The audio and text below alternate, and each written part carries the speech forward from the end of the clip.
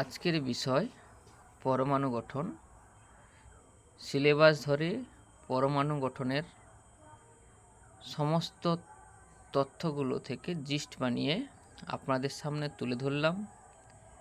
এগুলো যদি ধারণা করে নিতে পারেন তো সমস্ত কোশ্চেনের উত্তর আপনারা দিতে পারবেন। প্রথম পয়েন্ট, বোরের মডেল একটি মাত্র ইলেকট্রন বিশিষ্ট পরমাণু বা আয়নের ক্ষেত্রে প্রযোজ্য। যেমন হাইড্রোজেন, তার একটি ইলেকট্রন থাকে। এইজি দুটো ইলেকট্রন ছিল, কিন্তু এইজি প্লাস হলে একটা ইলেকট্রন। এলআই তিনটা ইলেকট্রন, কিন্তু এলআই 2+ হলে তার দুটো ইলেকট্রন। বি বি চারটা ইলেকট্রন, তিনটা বেড়ে গেলে B3+ হলে একটা ইলেকট্রন। অর্থাৎ যাদের একটা ইলেকট্রন থাকবে, যে আয়ন বা যে পরমাণু, তারাই একমাত্র বোরের মডেল মেনে চলবে। 2 নম্বর পয়েন্ট, বোর কক্ষের ব্যাসার্ধের রাশিমালা। ব্যাসার্ধের রাশিমালা হলো R সমান n² h² by 4 π² ZM²। H হচ্ছে প্লাঙ্ক ধ্রুবক, n হচ্ছে কক্ষ সংখ্যা, পাই সংখ্যা 22/7 যার মান, জেড হচ্ছে পারমাণবিক সংখ্যা, এম হচ্ছে ইলেকট্রনের ভর, ই হচ্ছে ইলেকট্রনের আধান। অর্থাৎ এন এবং জেড বাদে বাকি সব ধ্রুবক রাশি। সেই কারণে আমরা মান যদি বসিয়ে দেই, মানযুক্ত যে সমীকরণটা আমরা ব্যাসার্ধের সমীকরণটা পাবো, আর সমান 0.529 n²/z অ্যাংস্ট্রম। অর্থাৎ এই সমীকরণে অনুযায়ী আমরা যে কোনো কোশ্চেন বসিয়ে দিতে পারলে, এন মানে কক্ষপথের সংখ্যা এবং জেড মানে পারমাণবিক সংখ্যা যদি বসিয়ে দিতে পারি, তাহলে আমরা এখান থেকে উত্তর পেয়ে যাব। অর্থাৎ ব্যাসার্ধ কক্ষপথ বাড়লে ব্যাসার্ধ বাড়ে, আর পারমাণবিক সংখ্যা বাড়লে ব্যাসার্ধ কমে।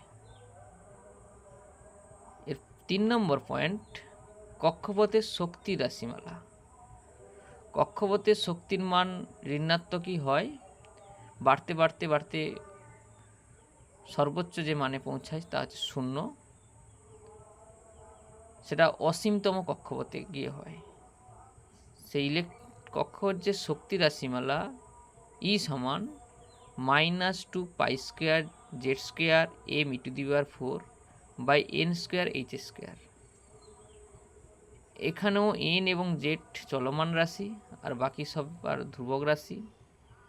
আমরা মান যদি বসিয়ে দিই ধ্রুবক রাশিগুলোর, তাহলে সমীকরণ দাঁড়াবে ই সমান 13.6 z² by n² eV, electron volt, ইভির ফুল নেম।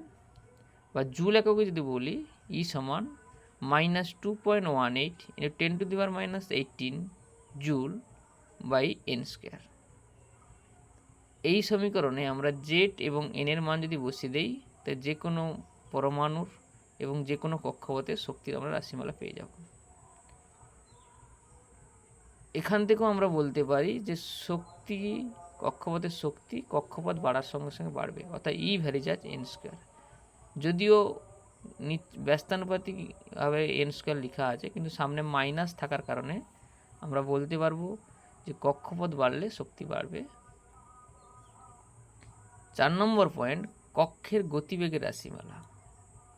কক্ষের গতিবেগের রাশিমালা হচ্ছে ভি সমান 2 π/z² by nh, 2 π/z² by nh।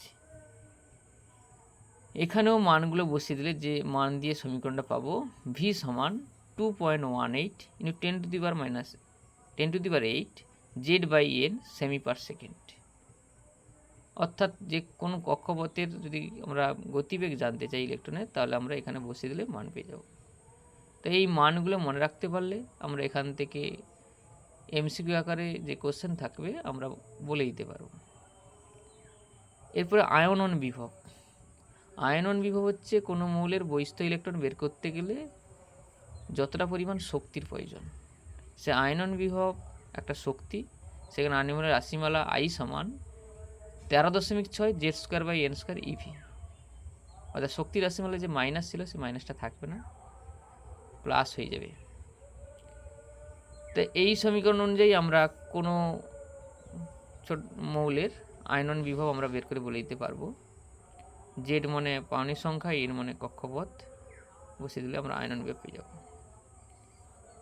পরের পয়েন্ট,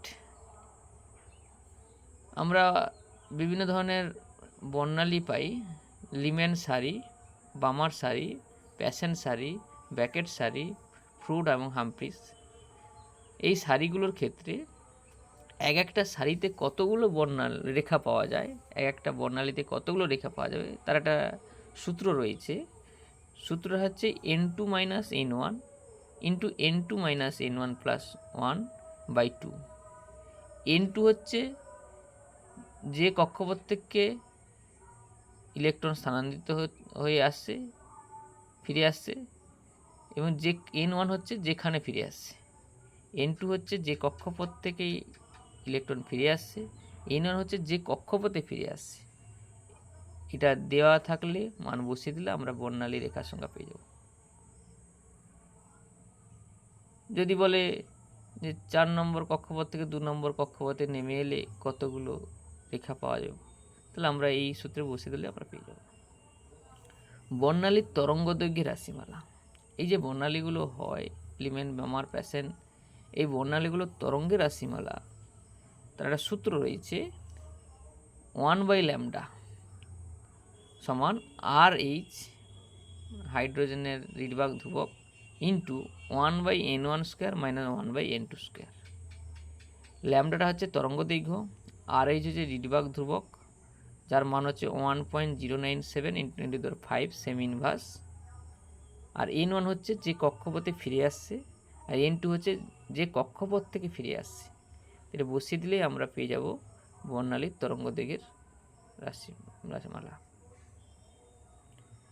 পরের পয়েন্ট, মুখ্য কোয়ান্টাম সংখ্যা। এই কোয়ান্টাম সংখ্যাগুলো জানার প্রয়োজন হচ্ছে ইলেকট্রনের সঠিক অবস্থান। ইলেকট্রন আমরা ছোট ক্লাসগুলোতে জেনেছিলাম ইলেকট্রন কক্ষপথে থাকে, না, ইলেকট্রন কক্ষপথে নয়, কক্ষের উপকক্ষ থাকে, উপকক্ষের কক্ষক থাকে, সেই কক্ষকগুলোতে দুটো করে ইলেকট্রন থাকে। তাই সেই বৈশিষ্ট্যগুলো জানার জন্য আমাদের এই কোয়ান্টাম সংখ্যাগুলো জানারই প্রয়োজন। তার মধ্যে প্রথম কোয়ান্টাম সংখ্যা হচ্ছে মুখ্য কোয়ান্টাম সংখ্যা। সেই মুখ্য কোয়ান্টাম সংখ্যার দ্বারা আমরা কক্ষপথ জানতে পারি বা শক্তিস্তর জানতে পারি। যেরকম n যদি 1 হয় তাহলে প্রথম কক্ষপথ বা k কক্ষপথ, 2 হলে l কক্ষপথ, 3 হলে m কক্ষপথ, 4 হলে n কক্ষপথ। এই কক্ষপথগুলোতে ইলেকট্রন যে থাকবে তার সূত্র রয়েছে 2n², অর্থাৎ k কক্ষপথে 2 × 1² মানে 2, l কক্ষপথে 2 × 2² মানে 8, m কক্ষপথে 2 × 3² মানে 18, n কক্ষপথে 2 × 4² মানে 32। তবে এর পরে যদি ও কক্ষপথ আসতো তাহলেও 32 হতো, অর্থাৎ যে কোনো কক্ষপথে সর্বোচ্চ 32-এর বেশি ইলেকট্রন থাকবে না। আর সর্ববহিষ্ঠ কক্ষপথে 8টির বেশি ইলেকট্রন থাকবে না, কারণ 8টি ইলেকট্রন থাকা মানে মৌল সুস্থিত হয়, তাই সবাই 8টি করার চেষ্টা করে, সেই কারণে 8টির বেশি ইলেকট্রন সর্ববহিষ্ঠকে থাকবে না। কক্ষপথের কৌণিক ভরবেগ, এটাও থেকে একটা কোশ্চেন থাকতে পারে। কক্ষের কৌণিক ভরবেগ রাশিমালা mvr সমান nh/2π। m মানে ভর, v মানে বেগ, r মানে ব্যাসার্ধ, অর্থাৎ কৌণিক ভরবেগ mvr সমান nh/2π, অর্থাৎ h/2π এর সরল গুণিতক। যত নম্বর কক্ষপথ বলবে n1 বসিয়ে দিলেই আমরা মান পেয়ে যাব। যদি 2 নম্বর কক্ষপথ বলে তা 2h/2π। এইভাবে আমরা কোশ্চেনের উত্তর দিতে পারব। পরের পয়েন্ট, গৌণ কোয়ান্টাম সংখ্যা। মুখ্য কোয়ান্টাম সংখ্যার মান জানা থাকলে আমরা গৌণ কোয়ান্টাম সংখ্যার মান বলে দিতে পারব। যেরকম গৌণ কোয়ান্টাম সংখ্যার মান হবে 0 থেকে n-1 পর্যন্ত। n হচ্ছে মুখ্য কোয়ান্টাম সংখ্যা, অর্থাৎ মুখ্য কোয়ান্টাম সংখ্যার মান যদি জানা থাকে আমরা গৌণ কোয়ান্টাম সংখ্যার মান বলে দিতে পারব। আবার বলছি, গৌণ কোয়ান্টাম সংখ্যা l এর মান 0 থেকে n-1 পর্যন্ত। যদি n এর মান 4 হয় তাহলে l এর মান হবে 0, 1, 2, 3। যদি n এর মান 3 হয় তাহলে l এর মান হবে 0, 1, 2। অর্থাৎ l এর মান আমরা বলে দিতে পারবো, আর l এর মানের সাহায্যে আমরা উপকক্ষ জানতে পারবো। উপকক্ষ বা সাবসেল জানতে পারবো। যদি এল এর মান 0 হয় তাহলে হবে এস, এল এর মান 1 হলে পি, এল এর মান 2 হলে ডি, এল এর মান 3 হলে এফ। এই উপকক্ষ বা সাবসেলগুলোর নাম জানা যাবে। উপকক্ষের শক্তি, উপকক্ষের আকৃতি সমস্ত কিছুই গৌণ কোয়ান্টাম সংখ্যার সাহায্যে আমরা জানতে পারব। যেরকম উপকক্ষের শক্তির রাশিমালা সবচেয়ে কম হচ্ছে এসের আর সবচেয়ে বেশি হচ্ছে এফের, অর্থাৎ s greater than p greater than s less than p less than d less than f, এফের সবচেয়ে বেশি এসের সবচেয়ে কম। কেন? যে উপকক্ষ নিউক্লিয়াসের কাছে থাকবে তার শক্তি কম, নিউক্লিয়াস থেকে যে দূরে থাকবে তার শক্তি বেশি, সেইখানে এফ যদি দূরে থাকে তার শক্তি বেশি। উপকেন্দ্রিকতার কম, উপকেন্দ্রিকতা কম যদি বলা হয় এফ সবচেয়ে এফ বৃত্তাকার আর বাকিগুলো উপবৃত্তাকার। যত ডি থেকে পি থেকে এসের দিকে যাওয়া হবে তত বেশি উপবৃত্তাকার হবে। অর্থাৎ উপকেন্দ্রিকতার কম যদি বলা হয় F less than d less than p less দেন এস, অর্থাৎ এস বেশি হচ্ছে উপকেন্দ্রিক আর এফ বৃত্তাকার। আবরণী ক্ষমতার কম, অর্থাৎ বহিস্থ ইলেকট্রনকে কে কতটা আবৃত করে বা ঢেকে রাখতে পারে তার ক্ষমতা যদি তুলনা করে দেখা যায় এফ হচ্ছে সবচেয়ে কম, এস হচ্ছে সবচেয়ে বেশি, অর্থাৎ F less than d less than p less দেন এস। এবারে উপকক্ষগুলোর কৌণিক ভরবেগের রাশিমালা। উপকক্ষগুলোর কৌণিক ভরবেগ, অর্থাৎ তোমাকে যদি বলা হয় 2p উপকক্ষের কৌণিক ভরবেগ কত, তাহলে আমরা কক্ষের বসানো যাবে না, উপকক্ষের রাশিমালা বসাতে হবে। তখন রাশিমালা হচ্ছে √L × L+1 h/2π। কারণ এখানে কক্ষপথ থাকলে n থাকতো, যেহেতু উপকক্ষ তাহলে এল এর মান থাকবে, তখন রাশিমালাটা পরিবর্তিত হয়ে কি হয়েছে √L × L+1 × h/2π। এল এর মান আমরা উপকক্ষ থেকে পেয়ে যাবো, যেমন 2p, p মানে এল এর মান 1, তাহলে এর মানে এল এর জায়গায় 1 বসিয়ে দিলে আমরা মান পেয়ে যাব। পরের কোয়ান্টাম সংখ্যা চুম্বকীয় কোয়ান্টাম সংখ্যা। এই চুম্বকীয় কোয়ান্টাম সংখ্যার মান আমরা গৌণ কোয়ান্টাম সংখ্যার মানের থেকে পেয়ে যাব। যদি গৌণ কোয়ান্টাম সংখ্যার মান এল আমরা 2 হয় তাহলে চুম্বক কোয়ান্টাম সংখ্যার মান আমরা কত হবে তা একটা সূত্রের সাহায্যে আমরা জেনে নিতে পারবো। চুম্বকীয় কোয়ান্টাম সংখ্যার মান সমান -L থেকে +L, অর্থাৎ যদি এল এর মান 2 হয় তাহলে এম এর মান হবে -2 -1 0 +1 +2। এল এর মান যদি 3 হয় -3 -2 -1 0 +1 +2 +3, অর্থাৎ 12 + 1 সংখ্যক আমরা এম এর মান পাবো। আর এই এম এর মানের সাহায্যে আমরা কক্ষকে ধারণা পাবো, কক্ষক, অর্থাৎ এল এর মান থেকে আমরা উপকক্ষ, এন এর মানের থেকে কক্ষ আর এম এর মানের থেকে কক্ষক বা অরবিটাল ধারণা পাবো। যেরকম এল এর মান যদি 1 হয় তাহলে এম এর মান আমরা 3টা পাবো, -1 0 +1, অর্থাৎ 3টা কক্ষক আছে। এল এর মান 2 হলে -2 থেকে +2, অর্থাৎ 5টা কক্ষক পাবো। এল এর মান 3 হলে 7টা কক্ষক পাবো, অর্থাৎ আমরা যে এল এর মান 0 হলে এস উপকক্ষ ছিল, এস উপকক্ষের একটা কক্ষক, পি উপকক্ষের 3টা কক্ষক, ডি উপকক্ষের 5টা কক্ষক, এ উপকক্ষের 7টা কক্ষক। তাহলে এইভাবে কক্ষকের ধারণা আমরা এম এর সাহায্যে পেয়ে যাব। বাকি কোয়ান্টাম সংখ্যা হচ্ছে চুম্বকীয় কোয়ান্টাম সংখ্যা, ঘূর্ণন কোয়ান্টাম সংখ্যা। এই ঘূর্ণন কোয়ান্টাম সংখ্যার মান -12 +12।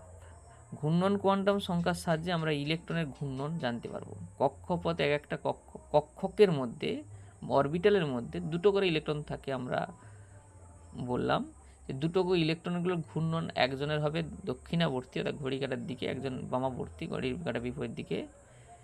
সেই ঘূর্ণন জানা যাবে এই এসের দ্বারা বা ঘূর্ণন কোয়ান্টাম সংখ্যার দ্বারা। সেই এসেরও মান রয়েছে, একটা হচ্ছে +12, একটা হচ্ছে -12।